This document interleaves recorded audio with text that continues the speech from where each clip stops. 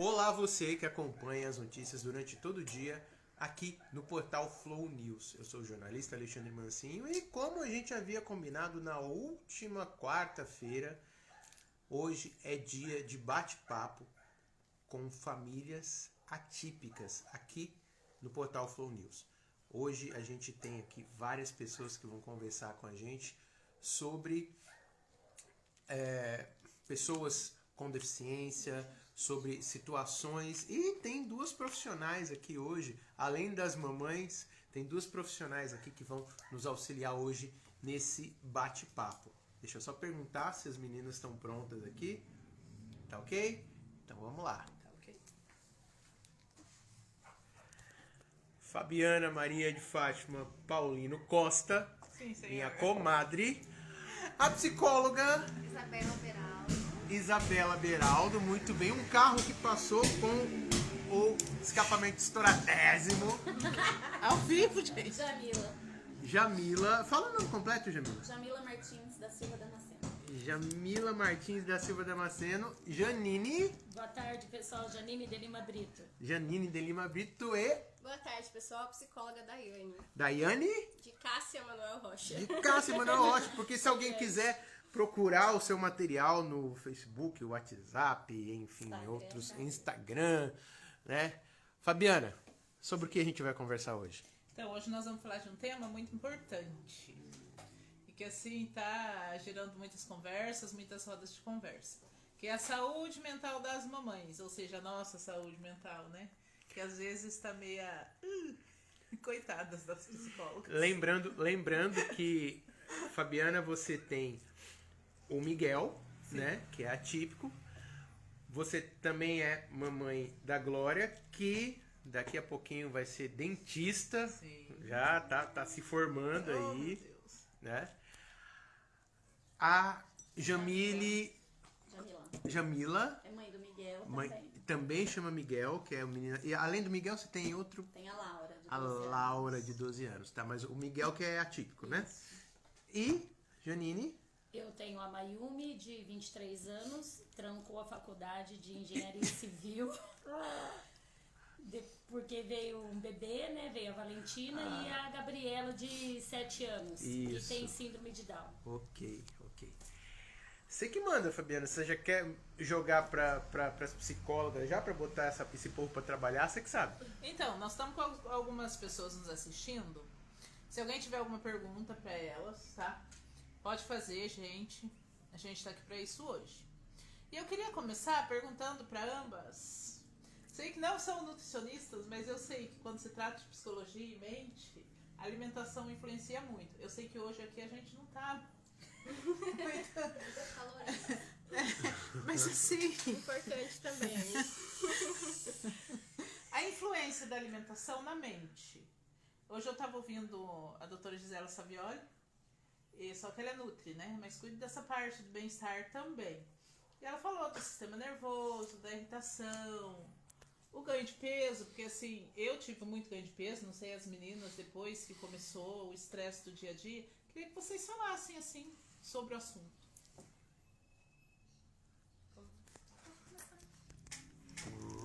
Bom, vamos pensar que a gente é um carro. E para o carro andar, ele precisa do combustível correto. Então, a gente precisa de um combustível correto, né? A gente precisa de alimentos que nos dê nutrientes para o nosso corpo funcionar corretamente.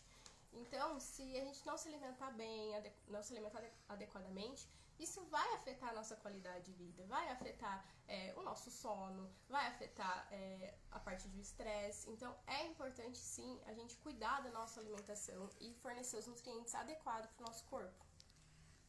A alimentação diz muito respeito também, né, da gente mesmo, né, da pessoa, né, e é importante, né, ter uma alimentação um pouco mais regrada, mais saudável, até a prática de exercício físico junto com a alimentação saudável é importante, até para baixar o nível de estresse, melhorar o controle da ansiedade. Então, a alimentação, sim, é um fator muito importante que a gente tem que levar em conta para a saúde mental. Isso é muito importante. Muito bem. Então, Janine? Eu acho que em relação a essa situação, quando a gente passa por todos esses tipos de problema, a alimentação vai que fazendo... Nós nos concentramos naquilo que a gente realmente precisa comer, o que faz bem, o que faz mal. Eu, no meu caso, houve uma época que eu estava com 96 quilos, depois da gestação da Gabriela, depois do nascimento dela, aliás, e isso estava me fazendo muito mal. Só que aí, com o tempo, depois que ela se estabilizou, a saúde dela se estabilizou, aí eu comecei a cuidar de mim, entendeu? Não consigo ainda fazer uma academia, mas a médica já me pediu para que eu praticasse algum exercício físico. Em relação à alimentação também, né? Coisas que eu comia naquela época. Essa coisa do estresse, tipo, meio que deixa a gente cego, a gente não se cuidar, a gente não pensar naquilo que tá comendo, no que tá fazendo, porque o foco da gente é a criança, né? A gente tá ali focado na criança, na saúde da criança, no desenvolvimento dela, e a gente realmente esquece da gente. E a alimentação fez de mim, assim, eu fiz da minha alimentação uma coisa, sabe, nada importante, porque quando eu vi que eu tava com 96 quilos, aquilo tava me fazendo um mal tremendo, né? Eu tive que fazer exames no coração, diabetes, um monte de coisa. Graças a Deus não deu nada, mas aí eu comecei a prestar atenção e cuidar de mim também, né? Porque eu tenho que estar bem para cuidar da minha filha, entendeu? Mas que no momento de estresse a gente não se preocupa mesmo em comer, não tem aquele... Porque o foco é um. O foco é a criança. No meu caso era a minha criança, então eu não tava nem aí. Comia em hora errada, coisas erradas, enfim. E eu acho interessante também pontuar que é importante o quê? A gente tem um equilíbrio, né? Cuidar da alimentação, talvez aí durante a semana, incentivar a comer nutrientes que vão te dar a energia necessária, mas também não deixar de comer aquele churrasquinho com os amigos, com a família, que também a alimentação é uma fonte de prazer, né? Você se reunir ali com os familiares, com seus amigos, ter aquele momento de lazer, é importante. Então não precisa também deixar de comer uma carne, um docinho, é importante também você comer o que você gosta, mas é importante o equilíbrio. Certo. Nós temos também, Isabela e Daiane, um grande problema: privação de sono. Eu já cheguei a ficar com o Miguel acordado por quase 72 horas. Hoje, graças a Deus, está regulado. Às vezes, quando ele come muito, ele não dorme, que ele convulsiona muito durante a noite. Eu já reparei, principalmente carboidrato. E o que nós estamos percebendo? Várias mães, assim, muitas, maioria quase, com crise de ansiedade, pânico e principalmente depressão. Essa privação de sono, assim, os danos que ela vem causando pra gente, e como a gente poderia estar fazendo pra reverter isso? Então, a privação de sono, né, na psicologia, nos estudos também está como uma das causas mais acentuadas, assim, em relação à maternidade, da vivência, de causar, ser um dos antecessores de causar depressão, ansiedade, o pânico.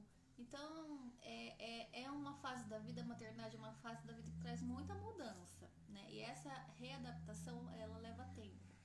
E entender que a criança, né, o bebê, ele vai requerer cuidados, né? Vai requerer os cuidados primários. Essa privação de sono vai ter, né? Até é um pouco esperado.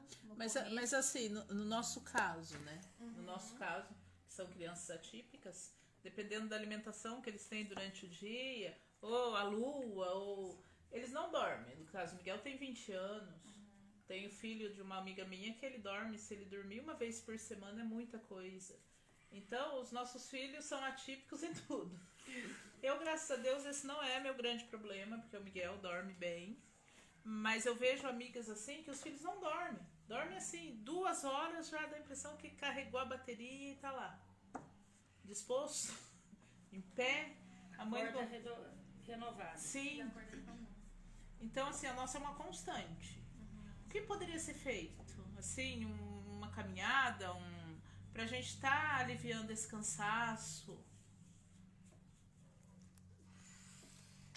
Eu acredito também é muito importante a rede de apoio, né? Ser mãe já é uma carga, já é, como a Isabela falou, é uma mudança muito grande na vida daquela mãe. Então, ter uma rede de apoio que ela possa contar, que possa ajudar nesses momentos, para que olhe ali a criança por uma horinha, para ela conseguir descansar, dormir, ou até tomar um banho relaxante, conseguir aí lavar o cabelo com tempo, calma. Então, a rede de apoio seria muito importante, né, nesse sentido.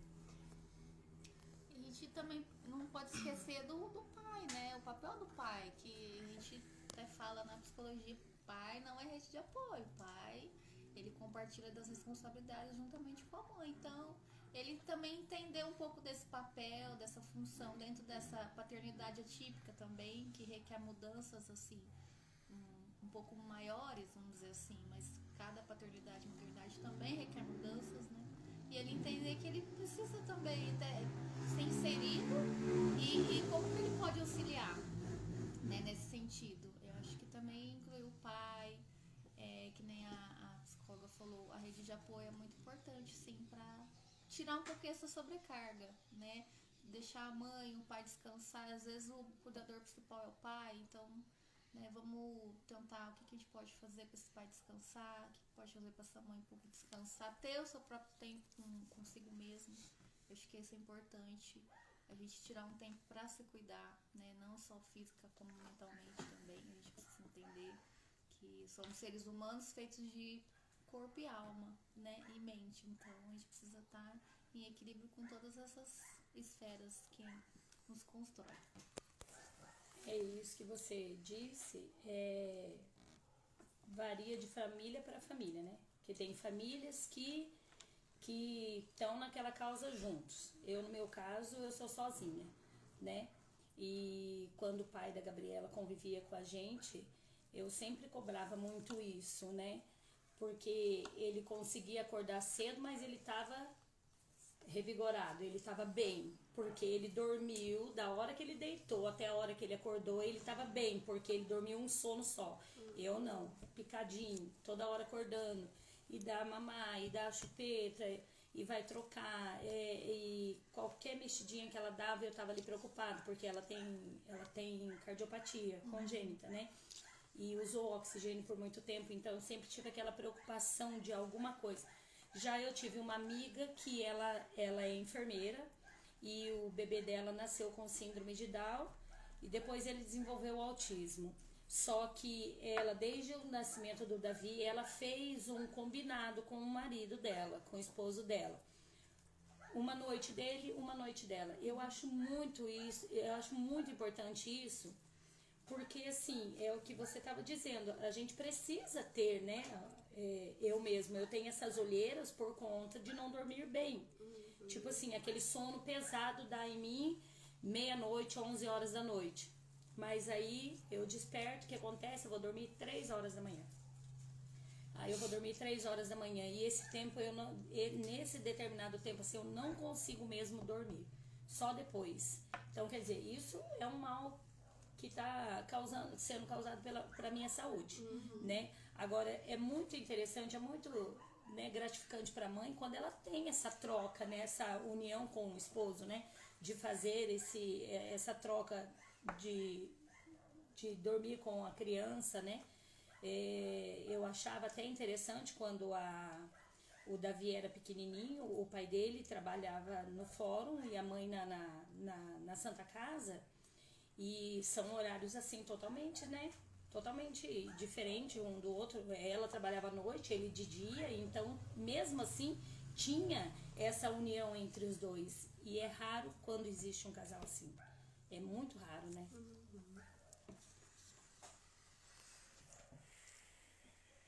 E assim, na questão, vamos falar agora do Maio Furta Cor, né? Que é uma campanha que está sendo feita por uma organização apartidária, sem fins lucrativos, justamente voltada para a saúde mental das mães. A rede de apoio, ela é importantíssima. Nós, nosso grupo, o núcleo da Associação Anjos Guerreiros, o núcleo aqui de Ourinhos, nós estamos formando essa rede de apoio. Só que muito além disso, a gente precisa de profissionais. Psicólogos, ginecologistas, psiquiatra, sabe? Todas para tornar mais fácil essa vivência, né? O que vocês poderiam falar assim, falar sobre isso? A importância da mãe fazer um acompanhamento psicológico, principalmente a mãe atípica, fazer esse acompanhamento psicológico com um profissional, porque tem muitas mães, o que eu percebo assim, que não procuram porque tem aquele, eu dou conta. Aquela coisa, a mãe tem que ser perfeita. Começamos o erro aí. A mãe não tem que ser perfeita, mãe nenhuma é perfeita. A mãe tem que amar o filho e cuidar bem. E amar e... é isso. Só que perfeita ela não vai ser como o filho também não vai ser perfeito. Tanto o filho atípico como o típico, né, não são pessoas perfeitas. O que vocês poderiam falar pra gente desses cuidados? Da importância de procurar esse profissional, psicólogo, terapeuta, psiquiatra se necessário? É normal a mãe, desde o momento que ela fica grávida, já ter ali a ansiedade. Ansiedade do novo, do que vai surgir, as mudanças que ela vai ter. Às vezes pode ter ser uma gestação que não foi planejada. Então, desde a gestação, ela já tem ali aquela ansiedade. E é importante, então, ela ter esse acompanhamento psicológico, né? Ela tá acompanhando o que ela está sentindo, não ter essa vergonha de falar o que ela sente. Se ela não estiver à vontade sobre a gestação, eu não queria estar grávida agora, tá tudo bem, vamos conversar sobre isso, vamos entender o que você está sentindo. Então, é importante ter esse acompanhamento psicológico desde a gestação, e inclusive depois, né? Quando o filho nasce. Por quê? A mulher passa por mudanças gigantescas, seja hormonal, né? Tem muita mudança hormonal, que isso afeta muito, né, o lado emocional dela também. E a mudança da vida, né? Muda completamente a vida dela, a rotina, são novas coisas para ela pensar e se adaptar. Então, ela ter um suporte psicológico para ajudar ela a lidar com isso, para dar ferramentas para ela entender e lidar com isso, é essencial, é importante. Não sei se vocês vão falar. Só uma pausinha, né? Só pra explicar um pouquinho desse Maio Futacor. A gente tá no último dia de maio, então ainda dá tempo de falar, né? Não é só em maio também que a gente precisa olhar para essa saúde da mãe, né? Da saúde materna, mas é o ano inteiro. Mas esse Maio Futacor, né? Esse movimento ele foi fundado lá em 2020 e com o intuito assim, de olhar pra mãe mesmo, para essa mulher que tem essa sobrecarga muito grande, né, que além de, às vezes tem que sair para trabalhar, tem que, né, cuidar da casa, cuidar dos filhos.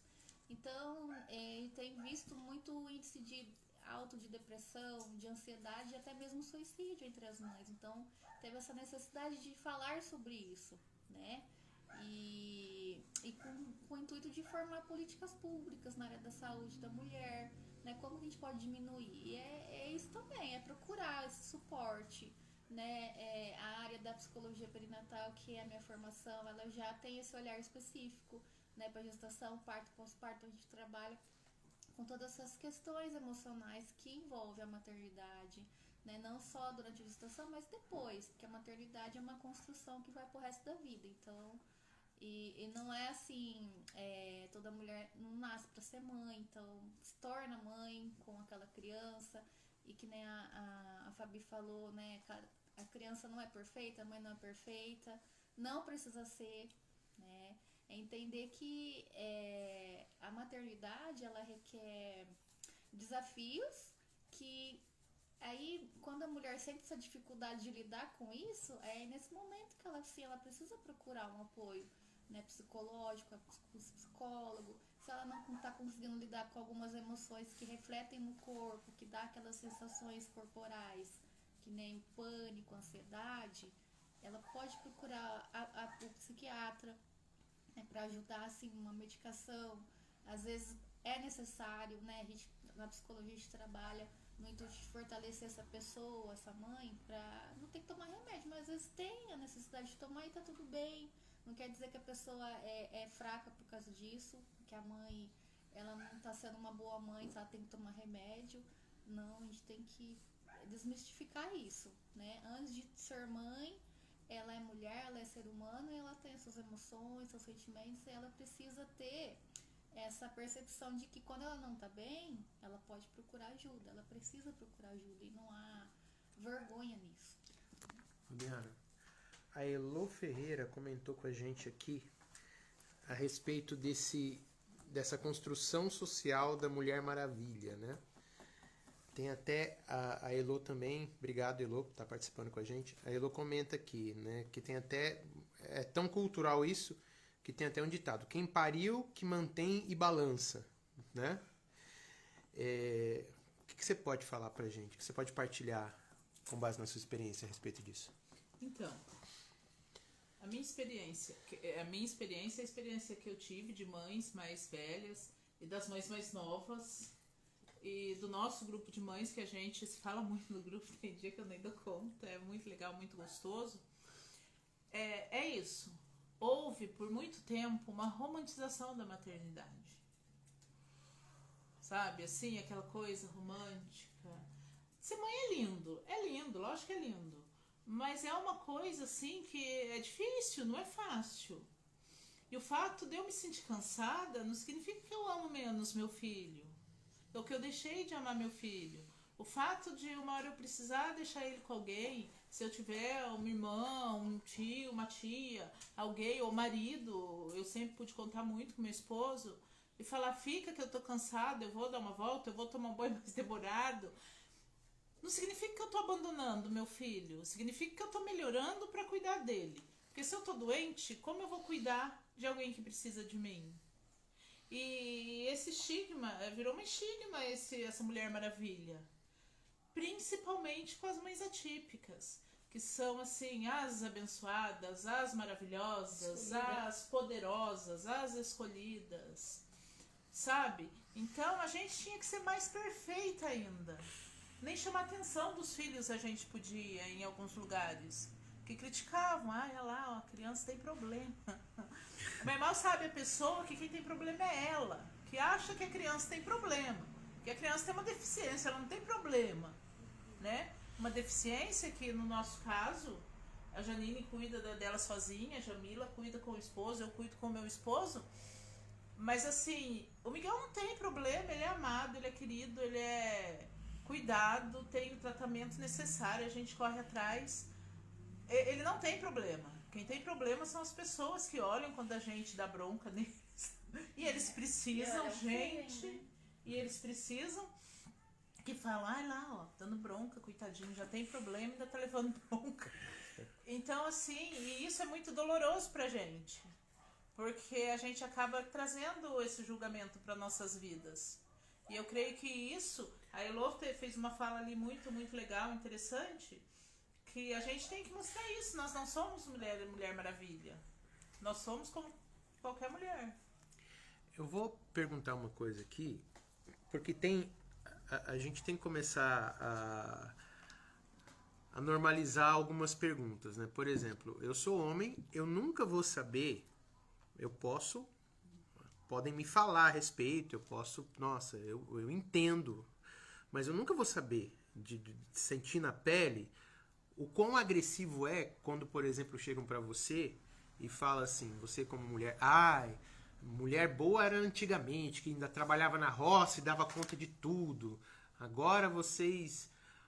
Explica pra mim, de homem pra mulher aqui, o quão agressivo é isso quando vocês ouvem uma conversa desse tipo?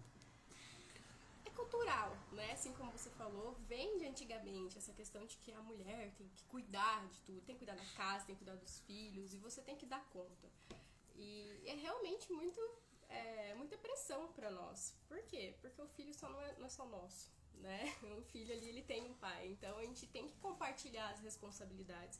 E eu falo, quando a gente compartilha e dividir, é falar assim: ó, você vai cuidar das tarefas do filho. Então tá bom, o pai vai lá e vai cuidar das tarefas do filho. A mãe não vai precisar lembrar que ele precisa fazer aquilo, né? Então tem que ter essa divisão em casa pra ajudar na pressão dessas mães.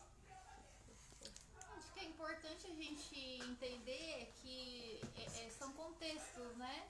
São épocas vividas. Naquela época, a mulher era vista assim porque a sociedade, né, monta um padrão com uma mulher ideal.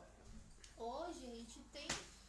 Então não era por opção da mulher, né? Não era por opção. Nunca foi. Era imposto pra ela. Esse que era o problema, né? Era imposto pra ela, era passado de geração em geração que, pelas avós, pelas bisavós, que a mulher tem que ser, né, cuidadora, tem que ser obediente, tem que amar incondicionalmente o seu filho, o seu esposo. E hoje não é assim, né? A mulher, ela tem a liberdade de escolha hoje, né? Ela pode ser o que ela quiser, mas ela também não deixa de ser uma boa mãe porque, eu quero trabalhar, deixar meu filho na creche, vou deixar meu filho na escola, tudo bem, melhor. E essas são escolhas, né? Ela não deixa de ser mais mãe ou menos mãe por causa disso. A gente quer entender esse papel. Tem muita mãe que ama seu filho, mas odeia a maternidade, né? O que ela representa para aquela mulher. Nossa, né? Ela tem uma fantasia, modelização do que é aquilo que assusta. Mas ela não deixa de amar, não deixa de cuidar do filho. Né? Então é mais a questão como a sociedade impõe isso para a mulher. A gente tem conversado mais abertamente sobre isso para poder desmistificar essa visualização, esse padrão de mulher ideal, mulher maravilha, mulher perfeita que não existe. Né? A Elo fez outro comentário aqui. Eu vou ler pra gente poder comentar a respeito. Eu vejo muito homem típico sem noção de como ser um adulto funcional em casa. É o famoso. Nós homens temos até uma desculpa pra isso. A gente fala, não, o homem ele amadurece mais devagar. Nada, é desculpa. A gente amadurece normal. É que a gente é malandro mesmo. Isso tem que mudar para que exista uma rede de apoio em casa. Quem que quer comentar a respeito do que a Elo falou? Você? Eu acho que vem muito da criação, né? Eu acho que antigamente tem essa criação de que a mulher era separada. A mulher tem as coisas de mulher, o homem tem as coisas de homem. Menina é menina, menina é menino. Então menino não pode brincar de boneca, menina não pode brincar de carrinho. Então a sociedade veio colocando essa cultura, veio impondo isso. E o homem, assim, não é que ele não tem maturidade, mas foi colocado pra ele, foi passado isso pra ele. Tem muitos homens que não têm esse pensamento igual você tem, né, da questão de maturidade, porque não foi colocado pra ele. Fica cômodo, né? Eu não posso reclamar porque eu tenho uma rede de apoio grande. Eu posso ter uma rede de apoio grande. Meu marido é o principal. Ele me ajuda em tudo. Eu não posso reclamar nada. Ele trabalha à noite e me ajuda muito de dia. Eu falei assim, ele me ajuda em casa, me ajuda com o Miguel. Miguel, eu vou falar que o dele é um pouquinho de preguiça. O pai dele, ele chega pra levar ele pra escola, ele chega 9h30 de serviço. O Miguel tá deitado, pleníssimo.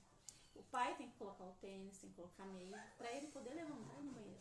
Meu marido me ajuda em tudo que se diz respeito à casa, que eu vejo muitas mulheres reclamar, meu marido não me ajuda, não sei o que. O meu me ajuda em tudo. Tudo que ele não fazia na casa da mãe, ele faz em casa. Aí final de semana eu não cozinho, gente. Minha última ida no fogão é na sexta-feira na hora do almoço.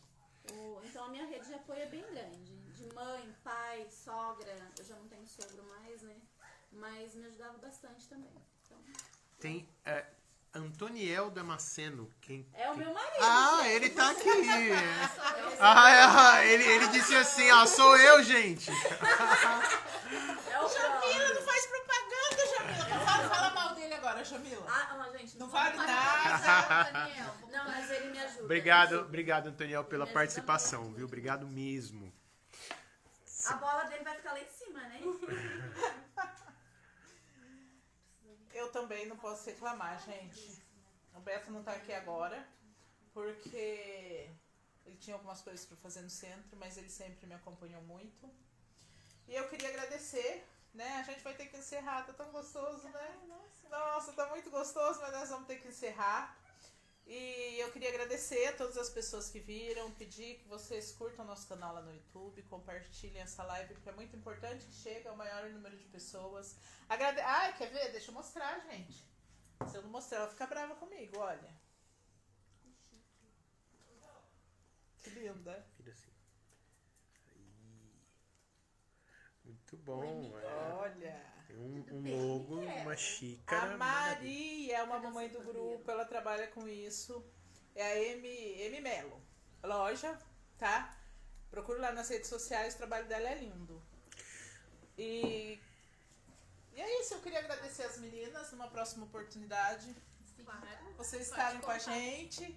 E se quiser nos acompanhar também no grupo, fazer alguns atendimentos para as mamães, a gente agradece, tá? E é isso. E a próxima live é com os papais?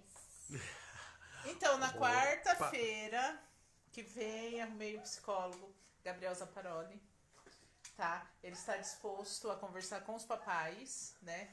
Meu esposo é um, o da Jamila vai também, ele não sabe, tá sabendo agora. Ela já deu seu nome pra você ir. O Alexandre vai ter que dar ajustado na agenda pra poder. Então, só que essa live dos papais vai ser à noite, vai ser a partir das 19h30, tá? Maravilha. Antes da gente terminar, deixa eu dizer uma coisa. Tem gente que perguntou assim, nossa, mas e esse cenário que vocês têm aqui, que parece aqueles cenários, né, da Rede Aparecida, né, aqueles sítios, assim. Não, é a casa da Fabiana, do Beto, do Miguel e da Glória, tá? Então não é cenário, não. É o lugar de convivência aqui. E para você que acompanha com a gente, muito obrigado. E você que vai assistir, muito obrigado também. E até a próxima quarta-feira.